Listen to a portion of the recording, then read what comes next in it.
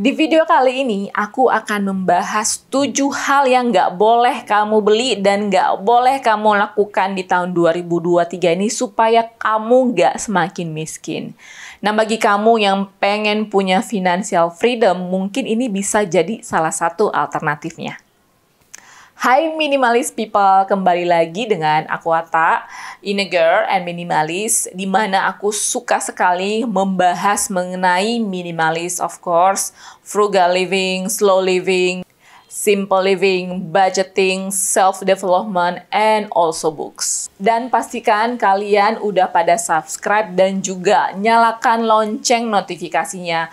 Karena banyak dari kalian ternyata yang nonton video aku belum juga subscribe.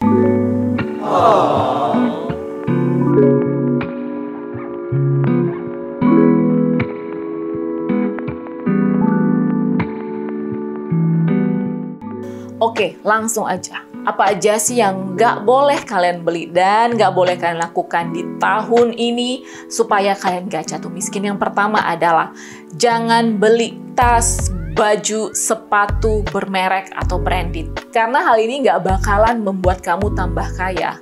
Oke, mungkin kamu akan merasa senang sementara karena kamu bisa memakai tas yang bermerek, ya. And then baju yang bagus, baju yang branded. Dan satu-satunya orang yang kamu buat tambah kaya itu adalah Christian Dior, Gucci, and Louis Vuitton. Dan mereka memang adalah perusahaan yang multi-billion, perusahaan yang emang udah kaya. Kenapa kamu nggak gunakan uang-uang untuk yang membeli tas branded, baju bermerek, sepatu, tas jutaan tadi untuk kamu buat sebagai investasinya kamu. Seiring dengan waktu, maka investasi yang kamu tanam tadi itu bisa menambah kekayaan kamu kelak. Yang kedua, jangan beli lotre, binary option, atau judi-judi yang berkedok, ya apapun itu namanya, karena itu jebakan. Kalau lotre di Indonesia aku masih ingat dulu ada yang namanya togel. Masih ada nggak itu ya togel ya? Mungkin awalnya kamu coba 10.000, and then 100.000, terus 100 juta, sampai mungkin bisa sampai eman. Karena hal-hal yang seperti ini itu biasanya bersifat edik atau candu. Kenapa nggak kamu gunakan uang itu untuk investasi yang bisa menambah kekayaan dan juga asetmu kelak? Yang ketiga, jangan terlalu sering makan di luar. Kan nggak apa-apa kak, makan di luar. Ya nggak apa-apa juga sih. Tapi maksudnya buat budget dan juga setting waktu ketika pengen makan di luar. Kalau misalnya kamu pengen makan di luar, pastikan itu sesuai dengan kemampuan finansialnya kamu. Kenapa nggak belajar untuk beli bahan groceries dan coba masak di rumah? Kalau memang kamu yang nggak pintar masak, kamu bisa belajar ya. Sekarang di YouTube itu banyak sekali cara untuk memasak menu inilah, menu itulah. Selain juga makanannya lebih sehat, kalian juga bisa lebih hemat. Nah, statistik mengatakan kalau kalian makan di luar itu akan meningkatkan sekitar 80% dari pengeluaran kamu ketika kamu makan di rumah. Contoh, misalnya kamu bisa mampu makan dengan uang 1 juta kalau kamu masak di rumah.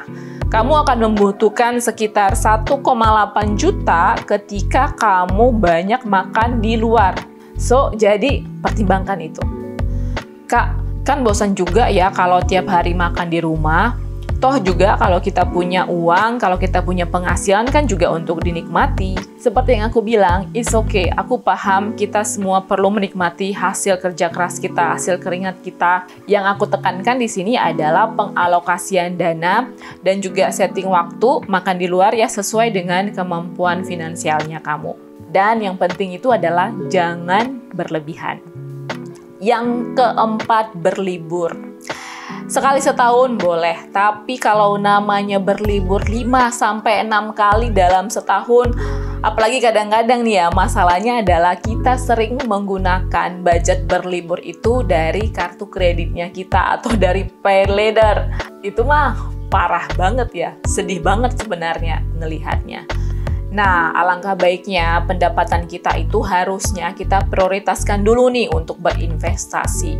Dan keuntungan dari investasi itulah yang harusnya kita gunakan untuk biaya berlibur. Kalau kamu ingin financial freedom, nah coba deh cut down liburan yang 3-4 kali dalam setahun itu ya. Kamu bisa liburan 1 kali setahun is okay lah ya. Kita juga semua perlu yang namanya refreshing, perlu namanya liburan. Tapi pastikan biaya berlibur itu bukan dari pendapatan aktif kalian. Nah, prioritaskan dulu pendapatan kalian, tabungan yang kalian gunakan itu untuk investasi yang bisa menambah kekayaan dan aset kamu kelak. Yang kelima, biaya admin bank. Ini yang mungkin nggak pernah kita sadari ya. Tapi mulai dari sekarang coba searching bank-bank alternatif yang menawarkan free admin dan juga free biaya transfer antar beda bank. Kalau sesama bank mah itu biasa ya. Biasanya kalau sesama bank itu free admin. Nah, kalau beda bank, biasanya kita itu akan di charge 6.500 sampai 7.500, itu tergantung dari banknya. Karena setiap bank kan memang charge-nya berbeda-beda ya. Nah, kalau memang ada bank yang menawarkan free admin tiap bulan, terus free admin, free biaya untuk transfer beda bank, coba deh untuk melirik bank itu dan memakainya. Nah, kalau aku pribadi, aku itu udah mulai pakai bank digital.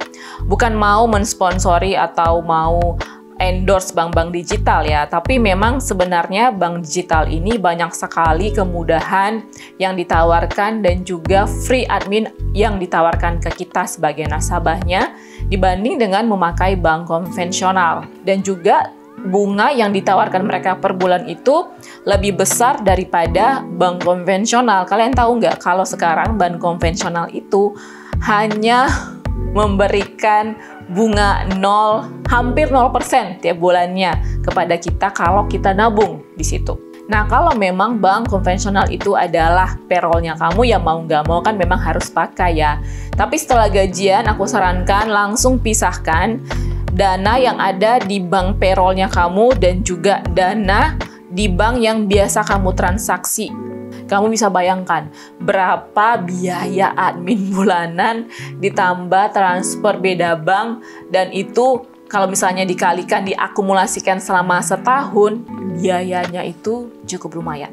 Yang keenam adalah menyicil rumah yang tidak sesuai dengan kemampuan kamu. Menurut aku, membeli rumah dengan cara menyicil itu lebih baik dari sejak usia muda. Karena kita semua tahu yang namanya properti itu harganya nggak bakalan turun. Setiap tahun pasti bakalan naik. Tapi cicil rumah yang sesuai dengan finansialnya kamu, yang sesuai dengan kemampuan kamu. Sehatnya seperti ya kalau kalian udah sering nonton ya, 30% dari penghasilan kamu tiap bulan itu harusnya bisa dialokasikan untuk menyicil rumah. Tapi kalau lebih dari itu namanya nggak sehat. Apalagi di tahun 2023 ini ya, aku sarankan jangan dulu untuk membeli rumah. Kenapa? Karena suku bunga sejak Desember 2002 kemarin itu adalah kelima kalinya ini BI menaikkan suku bunga dari Agustus ya sampai kemarin Desember 2022, dan kenaikannya itu udah mencapai 2%. Jadi dengan begitu pastinya suku bunga KPR ke depan juga akan semakin naik. Yang ketujuh, yang terakhir adalah jangan beli kendaraan atau gadget yang tidak mampu kamu beli cash. Kebanyakan dari kita kalau mau membeli kendaraan atau gadget itu hanya untuk prestige, hanya untuk supaya diakui orang sukses, padahal sebenarnya enggak juga. Dia beli HP baru karena gajinya banyak. Dia beli kendaraan baru karena dia sekarang udah jadi orang kaya. Padahal dia membeli barang-barang itu enggak cash, tapi kredit. Membeli kendaraan, ternyata nyicil. Membeli HP baru, ternyata pakai kartu kredit. Kalau memang sudah mapan di finansial, ya harusnya sih beli cash ya, enggak kredit. Bagaimana kalau bunga untuk menyicil dan mengkredit barang-barang tadi itu kalian gunakan, kalian alokasikan untuk investasi?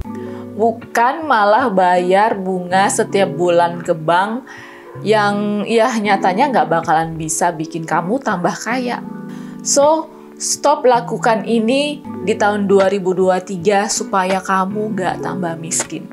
Lebih baik kumpulkan uang kamu, save your money sampai kamu bisa mampu beli kendaraan atau beli gadget yang kamu inginkan itu dengan cara cash. Nah, kalau kamu emang sanggupnya beli second atau bekas, ya nggak apa-apa. Yang penting kamu belinya cash. Video kali ini cukup singkat, tapi aku percaya video ini bakalan membantu kamu untuk membuat keputusan finansial kamu yang baik, yang tepat di tahun 2023 ini. Nah, menurut kamu, apalagi sih yang harus nggak kamu beli dan habiskan dengan uang kamu selain 7 hal yang sudah aku sebutin tadi? Yuk, komen di kolom komentar di bawah. Dan jangan lupa untuk subscribe, like, dan share ke teman-teman kamu. Aku percaya hal ini bisa membantu kamu dan teman-teman kamu untuk membuat keputusan agar kamu mencapai financial freedom yang kamu inginkan di tahun ini. I think I'll see you in the next video. Bye-bye. Bye-bye.